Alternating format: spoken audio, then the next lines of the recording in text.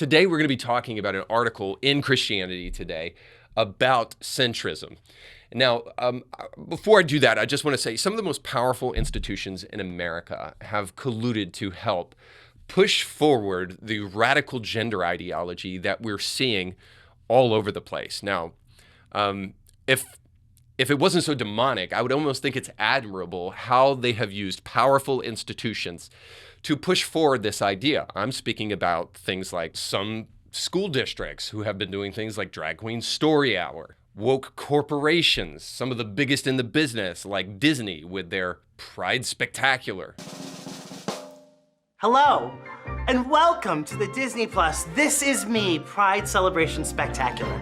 I'm Nina West, and I'm here to guide you through a magical, musical, and meaningful celebration of the LGBTQ plus community. And even our own government. Senator, transgender medicine is a very complex and nuanced field. But one institution that should have the most to say about immoral things going on in society has stayed eerily quiet on the subject of transgenderism, especially in minors. And this article in Christianity Today kind of illustrates that very point. And it says a lot while urging Christians mostly to say nothing. And the article starts with this headline: Moral middle candidates want to save America, but they keep losing. Now, the reason these moral middle candidates keep losing is because they stand for nothing, and by and large, people are sick and tired of politicians who don't stand for anything, who won't fight for the things that they say they stand for. And a person who stands for nothing eventually will fall for everything. A wise man once said that. So we want politicians who actually have enough backbone to stand up for something, to be willing to risk something, that actually believe in something so that we can believe in them. In the meantime, we're sitting here asking Christians nowadays to do the exact same thing. And we do so, at least, I think, for a compassionate reason. We want people to accept Jesus, to believe the things that we preach, and to be willing to at least give it a shot. And so we try to take on this middle position that's trying to please the most amount of people, and we make our version of Christianity blander and blander and blander, or more bland, whatever the case may be. And then we find that nobody has an appetite for that kind of Christianity. That kind of lukewarm Christianity is not palatable for the public, nor for God, by the way. And so we find that Christianity Today still hasn't learned its lesson, but it still wants to exalt the moral middle or the radical middle in this article. So it goes on to say this: Phil Heimlich didn't throw a party the night of the primary election. The Republican candidate didn't gather his volunteers to watch the results come in, toast each other's hard work, and crack inside jokes one last time as they waited to see how badly they'd lose the incumbent congressman who props up election conspiracies. He just went home. He watched a movie with his kids and checked the vote tally on his phone as the ballots in Ohio's 8th congressional district were counted. His defeat didn't surprise him. That didn't make it less bitter. Quote, the problem, frankly, is that most evangelicals are on the wrong side, Heimlich told Christianity Today. Really? What side would that be, Heimlich? Now, because this moral middle or radical middle candidate that we're about to hear a little bit more about lost, his suggestion is the only reason he could have lost is that Christians are obviously on the wrong side of these issues. Now, could it just be, as we've already suggested before, that actually your moral middle stance didn't suggest any issues that appealed to voters? I find more and more that the exact opposite of what this individual is saying is actually the problem. That by and large, most Christians don't stand for much these days. And because they don't, they aren't taken seriously. Or if they do stand for something, they usually go about it in the most anti-intellectual way. The center nowadays is so left from the center in past generations because of our present political times that we have to understand even taking a centrist position on most issues today means that you're a leftist. So there is a necessity to take a position. The question is how are we going to take those positions? Well, we need to be able to take those positions based upon objective truth and reason. And if you're not willing to take a position, then we don't have anything that we want to do with you, frankly. We don't want to vote for you. We don't want to agree with you. We don't want to pat you on the back because you say you're a Christian, no matter how evangelical you try to say you are.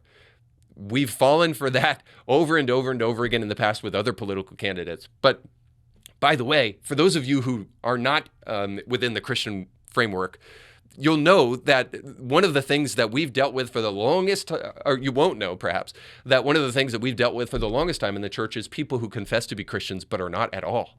That should come as no surprise to anybody because you've probably met some in your life. This doesn't mean that they're flawed, doesn't mean that they make mistakes. It just means that they have no concept of what Christianity is at all. They may just go to church sparingly because their wife drags them there, but they are not Christians.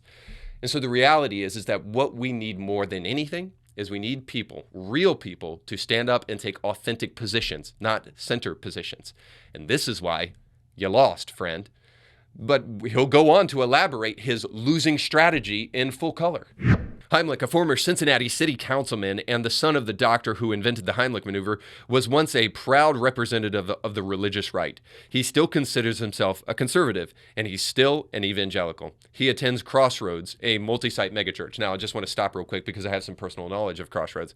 Crossroads is a megachurch, the biggest in Cincinnati, so it should come as no surprise to you that this lukewarm church does not desire to actually preach about anything that creates a Christian stance on any of the important issues of our day as well. So it's no surprise that Heimlich goes to Crossroads. But he's not part of the religious right anymore, he says. Heimlich, along with a mostly unorganized group of candidates, activists, and operatives across the country, is straining to establish a religious middle. He likes the phrase radical middle, a term he learned from a vineyard pastor. Whatever it's called, these are Christians who want to defend democratic norms against the partisanship that warps people into election deniers. They're against the polarization that helps politicians win gerrymandering districts but doesn't prioritize solving problems. They want the country to work, and they're tired of toxic, trolling, apocalyptic politics. And then here's the kicker, right? Heimlich ran on support for Ukraine and January 6th hearings. Now, that list of things that this guy stands for, okay, is the most non-centrist, left-leaning list for a supposed centrist I've seen in my lifetime. So let's get this right. So support for the Ukraine. Not necessarily a left-leaning thing, but by the way, I don't know many people who don't support the Ukraine, but it depends on if we're talking about saying, hey, the Ukraine has the right to defend themselves, or, let's put a Ukraine flag in our Twitter bio. Sure, support them that way, but there is some pretty heavy kind of disagreement with sending billions of dollars to the Ukraine. Now, I'll be the first to admit that I'm kind of ambivalent about it, but I don't think it's a centrist position. Okay, now how about the other one, the January 6th Commission, in support of that? Okay, this felonious kangaroo court who wants to stand up and literally do nothing more than create an attempt to shine a positive light on Joe Biden going into the midterms is not a centrist position. So if you sense a little bit of a skepticism with the actual ambitions of the January 6th Commission and people like Liz Cheney, you would be totally correct. Because Liz Cheney isn't a centrist. She's now saying that she's going to run for president as a Democrat.